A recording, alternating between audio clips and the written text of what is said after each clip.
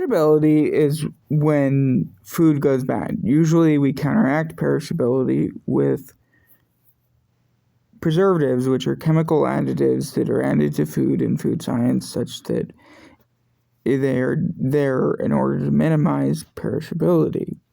However, in food science, they must be editable as far as what they are. So, one of the ways that I explained in a previous video is that they spray certain apples with vitamin C that diminishes the perishability of the apple.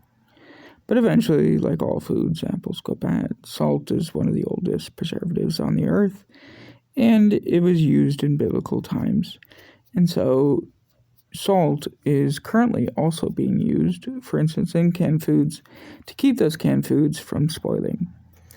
One of the other ways is that we put it in an aluminum can, obviously. The second term that's very interesting that's related to perishability in that it is also a loss in utility. And all three words that I'm going to explain the definition of have a loss of utility that is complete at some point in future time. So when something is outdated, that means that there is not necessarily a loss in utility in whatever we're using, because an old phone might work fine or an old computer. But the store will oftentimes, when we're dealing with selling something, no longer sell that because demand has gone down because there's a better product on the market, such that maybe it has more bandwidth or it doesn't break as easily. An example of this would be headphones or a phone charger or the phone itself.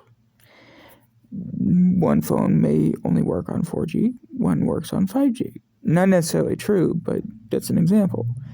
Now, the third term that is related to utility that has a very similar definition and usage is planned obsolescence. And that's actually more of a legal term, but planned obsolescence is such that we're dealing with the very design of a product is innately done such that whatever product we're working with will eventually go bad and be obsolete and useless at a predictable given time later, given that we use that product regularly in its intended use. So those are the three terms that are all interrelated because they deal with product design, efficiency, and utility. And they all have similar meanings, but are all different terms.